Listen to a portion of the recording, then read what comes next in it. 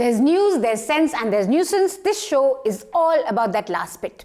This line, that there's news, and that there's sense, and that there's nuisance, and that TV news is becoming like a reality TV show, all this I've been saying for a very, very long time. But this week, the separation completely vanished on an entertainment channel. I have lots to say on this, but first, watch this. ये 3 news के जो दिग्गज हैं, ये यहाँ पर एक खास मकसद से आए हैं। मैं शुरुआत करता हूँ। जी सर। सर, ये सवाल तो आपसे है। अच्छा, मेरे से? लॉकडाउन में बहुत लोगों ने बहुत कुछ लॉक कर लिया। सर, इधर भी कुछ लॉक हुआ दिल के खाने में कि सर खाली है कमरा? थोड़ा थोड़ा भर रहा है, टाइम लगेगा सर, अगले लॉकडाउन तक शायद पूरा भर जाएगा। सर, बातचीत शुरू है क्या? हाँ। तो ये तो ब्रेकिंग न्यूज़ है sir. You know, news has really hit an unprecedented low where so-called journos and editors are sitting judging the reporting capabilities of reality TV show stars overseen by who else but Salman Khan, who explains the nuances of journalism. ये वो editors हैं जिनको आप सब अब reporter बन के news देंगे। अब देखना ये है कि आप में से कौन सबसे सच्ची, अनफिल्टर्ड, बिना पार्शियल हुए, बिना कुछ छुपाए, एकदम सही रिपोर्टिंग करता है। If that wasn't bad enough, these editors under the watchful eye of Salman Khan were judging Rakhi Sawant, Devulina Bhattacharjee, Bikule Dada. But that's not the worst part. The worst or the best part was that Rakhi Sawant was just as convincing as any news anchor on a good day.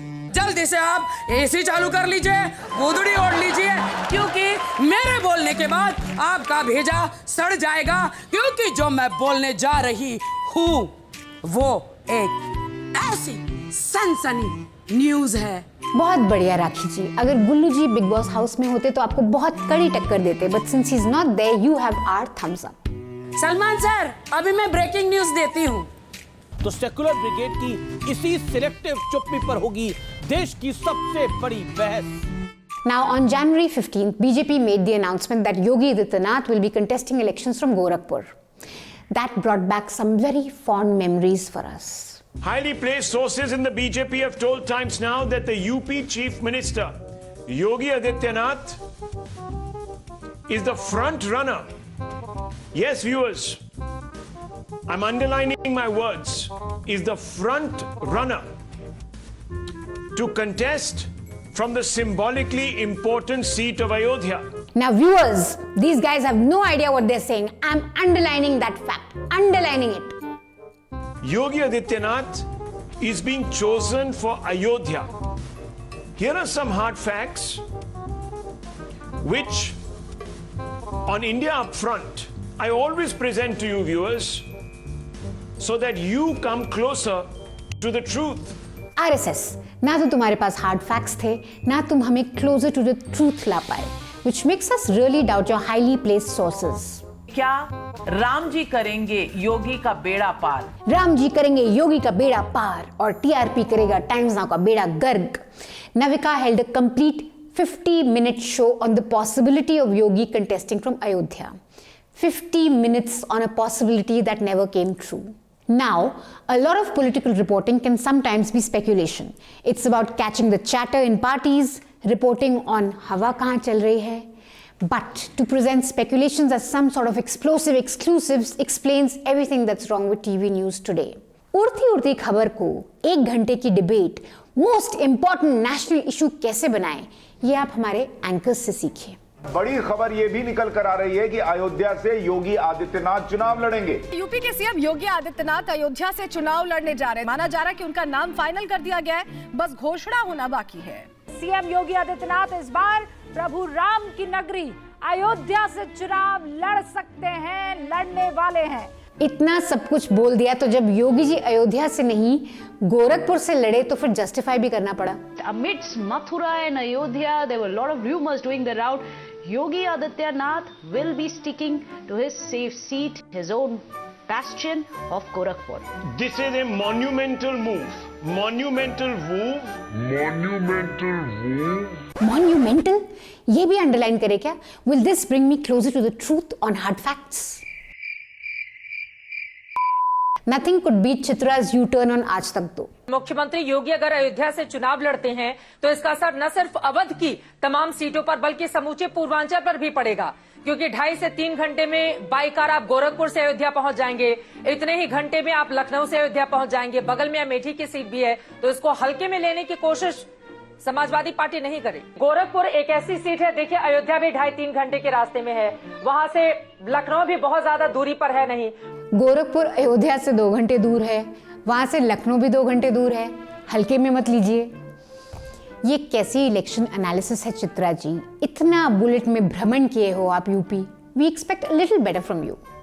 Welcome to a very special election analysis and reporting. Meghnath ji, Goa में election आने वाले हैं, चुनावी माहौल है, आप जरा बताइए क्या हो रहा है स्टेट में, क्या हो रहा है? देखिए मनीषा जी, सीएम के कैंडिडेट डिक्लेयर हो गए हैं, इसको हल्के में मत लीजिए। मुंबई से गोवा 1 घंटा दूर है, फिर गोवा से दिल्ली 2 घंटा दूर है, फिर वहां से लंदन जो है वो 8 घंटा दूर है। तो इसका मतलब है सीएम कभी भी विश्व गुरु बन सकते हैं, इसको हल्के में मत लीजिए, बिल्कुल नहीं लेना हल्के। बिल्कुल हल्के में नहीं रहेंगे। If you want that kind of reporting, ad funded reporting and analysis, then you have television news. But if you want sensible, public spirited election analysis and reporting, then you have News Laundry. Last year we reported from West Bengal, Kerala, Tamil Nadu, Assam. This year we are going to hit the ground. We are going to go to Punjab, Uttarakhand, Uttar Pradesh, Goa and Manipur to get you some good old election reporting. I'll be covering the Punjab Assembly elections from the ground. Uttar Pradesh विधानसभा चुनाव की reporting के लिए ground पर मौजूद रहूंगा। I'll be covering UP Assembly elections. मैं करूंगा ground reports Uttar Pradesh और उत्तराखंड से। I'm going to be covering the Goa Assembly elections 2022 from the ground. मैं पूर्वी उत्तर प्रदेश कवर करने जा रही हूँ। I will be covering the Goa Assembly elections from the ground. Punjab चुनाव की रिपोर्टिंग के लिए मैं ग्राउंड पर रहूंगा। हम आ रहे हैं आपके शहर इंटरव्यू करने, ग्राउंड रिपोर्ट करने और थोड़ा सा इलेक्शन फन करने। News Laundry is a completely ad-free model. We don't have any big advertisers supporting us, so we need you guys to support us. Please log on to our News Laundry website and check out our NL Sena page through which you can power our election reporting. सिर्फ 1000 रुपए में आप हमारी election reporting को support कर सकते हैं। इस महीने बाहर के होटल्स और रेस्टोरेंट्स थोड़ा कम खाना ऑर्डर करिए, घर का खाना खाइए और बचे पैसों से न्यूज लॉन्ड्री को सपोर्ट करिए। That way you'll stay healthy, you'll avoid junk in your food and in your news. So power our NL Sena project, power our election reporting and go to our merchandise store to buy this. PM खतरे में है के बाद इस हफ्ते news channels were back to usual programming, मतलब हिंदू खतरे में है। When a genocide call is made, communal hatred has been embraced. Genocide Hindu मुसलमानों में दरार पैदा करने की कोशिश थी। Genocide. Anybody who spews hate. We are questioning those who are using hate speech. They are the ones who are triggering. Are these guys finally going to report on the Haridwar Dharam Sansad? Are the $400 each article journalists living on scraps from New York rags, hiding in burrows they've hurriedly dug last night? Is Arnab talking about the international coverage of the Haridwar Dharam Sansad? Of course not, Manisha. Of course not. Why are they quiet when someone calls for the genocide of Hindus? That together they will force Hindus in India to run into hiding, where Hindus will have nowhere to hide in India.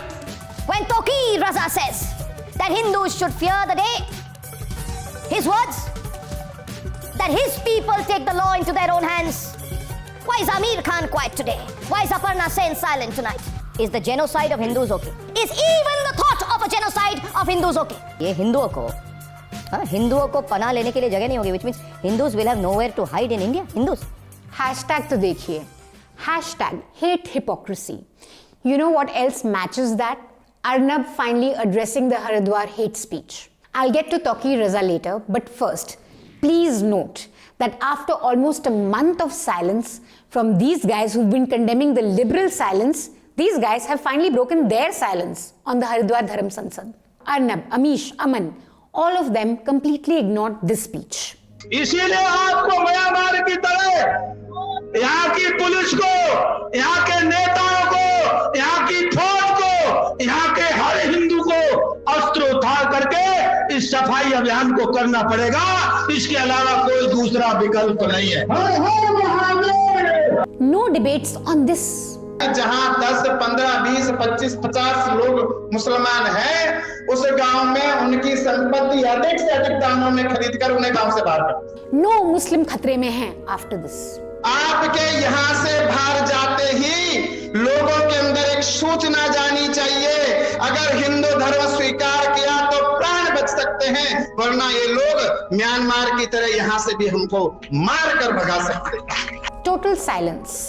But 1 month later, when the Barelvi sect cleric Maulana Taqir Ahmad Raza Khan expressed his support to the Congress, they fished out 2-week-old video from Jan 8th to scream Hindu genocide.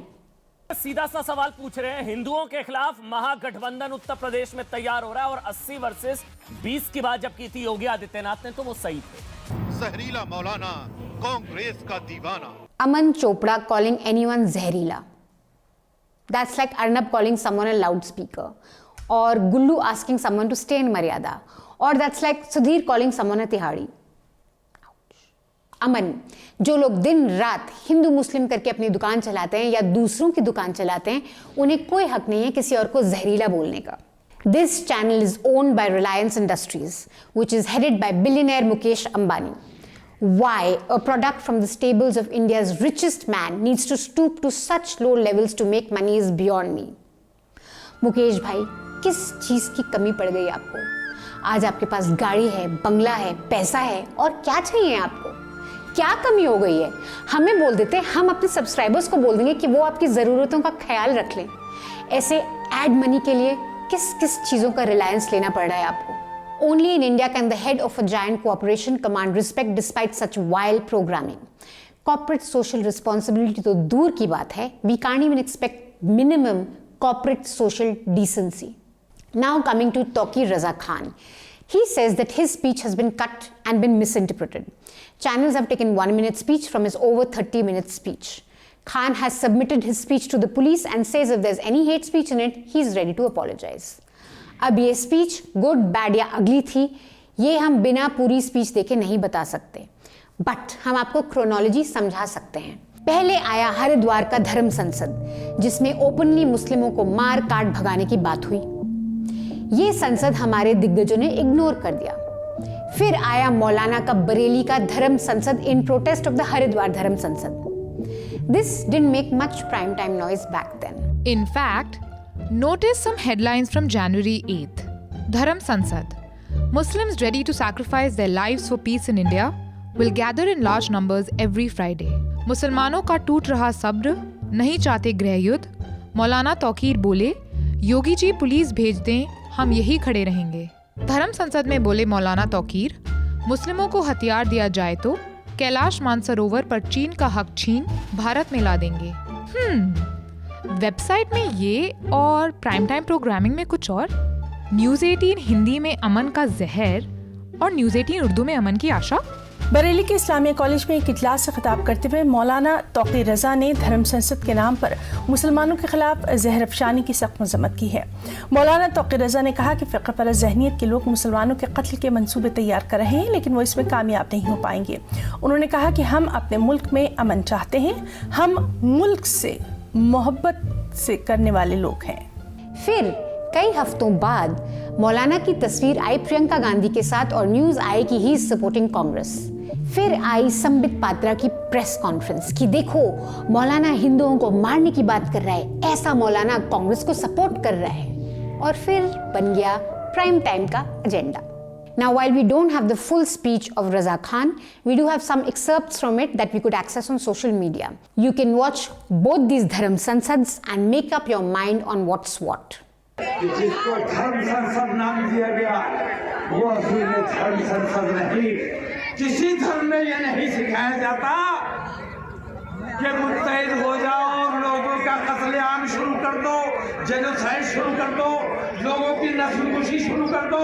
Ravan में खराबी ये थी कि उसने सीता मैया का अपहरण किया था, सीता मैया पर बुरी निगाह डाली थी। उसके दिल में महिलाओं के लिए सम्मान नहीं था।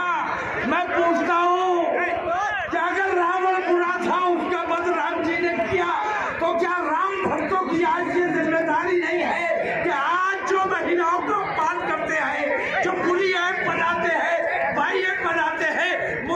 की बहू बेटियों की बेइज्जती करते हैं, फॉर सेल लिखते हैं, क्या ये रावण के भसनाई है?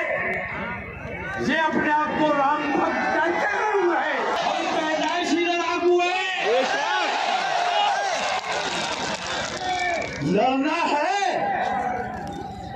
लेकिन हम तुमसे नहीं लड़ना चाहते, क्योंकि तुम हमारे देश के नागरिक हो, हमारे अपने देश के, हमारे हिंदुस्तानी भाई हो।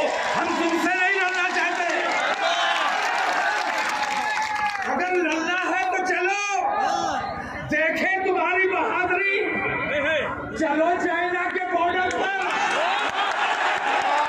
मेरे नौजवानों को थोड़ी सी ट्रेनिंग दे दो, थोड़े से हथियार दे दो। कैलाश मानसरोवर,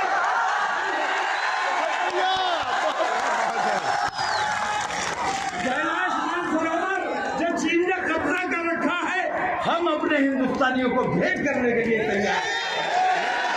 मुझे उस वक्त से डर लगता है, अपने हिंदू भाइयों से खास तौर से कह रहा हूं, मुझे उस वक्त से डर लगता है जिस दिन मेरा ये नौजवान कानून अपने हाथ में ले लेगा। जिस दिन ये नौजवान बेकाबू हो गया और कानून अपने हाथ में लेने पर मजबूर हो गया, तो तुम्हें हिंदुस्तान में कहीं पनाह नहीं मिलेगी। हिंदुस्तान का रक्षा बन जाएगा। हमारे अंदर हम लड़ाके, पैदाइशी लड़ाके हैं। अपने मजहब के लिए, अपने मुल्क के लिए हमें हमारे रसूल ने बताया है कि अपने मुल्क से मोहब्बत करो। हम इसलिए अपने हिंदुस्तान से मोहब्बत करते हैं। तो हिंदू भाई या हुकूमत या हिंदूवादी संगठन ये ना समझे कि मैं अपने नौजवानों को बहका रहा हूं, बल्कि ये समझो कि इनके दिलों में जो गुस्सा पनप रहा है, मैं उस गुस्से को कम करने की कोशिश कर रहा हूं, क्योंकि मुझे डर लगता है उस वक्त से जिस दिन ये कानून अपने हाथ में लेने पर मजबूर हो जाएंगे। और जिस दिन इन्होंने कानून अपने हाथ में ले लिया, मुल्क में खाना जंगी होगी, गृह युद्ध होगा, और गृह युद्ध में अपने देश में किसी भी हाल में नहीं होने देना चाहता। Bigotry of any kind, Hindu or Muslim, has to be condemned. Religious leaders meddling their nose in politics should be questioned in a secular democracy. Slogans of Goli Maro and statements of Bartla should be questioned by journalists, who should be asking pointed questions. कि भाई आप लोगों को किसने हिंदू मुस्लिम लोगों का ठेकेदार बनाया है? But if journalists themselves spend day and night dividing people along communal lines, then they lose the moral authority to question. मतलब अमन अब चाह के भी हरिद्वार के संतों से कोई सवाल नहीं पूछ सकता। खुद दिन रात जो वो न्यूज़ 18 में अपनी धर्म संसद चलाते हैं। हिंदुत्व से डराएंगे, हिंदू फोबिया फैलाएंगे। बीजेपी को जिताएंगे योगी के 80। मुसलमान क्यों छोड़ रहा है इस्लाम? रिजवी बने त्यागी, और कितने बाकी। मस्जिद जली नहीं, महाराष्ट्र जल गया। हिंदुत्व की लिंचिंग चाहती है कांग्रेस। योगी राज में हिंदुओं के अच्छे दिन। सड़क पर नमाज, मजहब या मनमानी। देश के गद्दारों को पहचानो। हिंदुओं के साथ आने का टाइम आ गया है। हिंदू कब तक टुकड़े टुकड़े। डिजिटल दंगेबाज, यूएपीए इलाज। हर हफ्ते हम सोचते हैं कि टीवी न्यूज का स्तर इससे ज्यादा नहीं गिर सकता, और फिर हर हफ्ते टीवी न्यूज का स्तर थोड़ा और गिर जाता है। I can't believe that such disgusting titles make it week after week through News 18's editorial processes. Think about it. Someone suggested these lines. Then someone made an artwork around it. Then producers uploaded the show, anchors debated, and you watched it. These advertisers paid for it. Through all this process, no one once thought, नहीं यार, ये थोड़ा ज़्यादा हो रहा है. That is something to think of. Which is why we keep saying that unless you speak up, unless you step in and pay to keep news free of corporate and government interests, news will continue to grow. Need I say more? If you like what we do, if you like the work that News Laundry does, please log on to newslaundry.com and subscribe and pay to keep news free of hate and bigotry. That's all the nuisance we have for you this week. We'll be back next week. Until then, stay mad. That's the only way. Thank you so much guys for watching this episode. If you liked it, don't forget to like this episode, share it with your friends and family, and of course subscribe to News Laundry. इस bouquet में है हम भारतीयों का temperament, हम भारतीयों का talent. Pakistan के पार्लियामेंट में नरेंद्र मोदी को कई बार याद किया गया, उनके नाम पर कई बार नारे। सबसे अद्भुत है समुद्र के नीचे की वो सच्चाई जिसे देखने के लिए आज हम समुद्र की उन गहराइयों में उतरेंगे और पहली बार सामने लाएंगे द्वारका का अद्भुत, अविश्वसनीय, अकल्पनीय, संपूर्ण सत्य। नमस्कार, मैं हूं दीपक चौरसिया। पहले भी आपके सामने हाजिर हो चुका हूं और आपको ये बता चुका हूं कि आखिर मैं इन कपड़ों में क्यों हूं। इस साथ मैं हूं अंजना ओम कश्यप।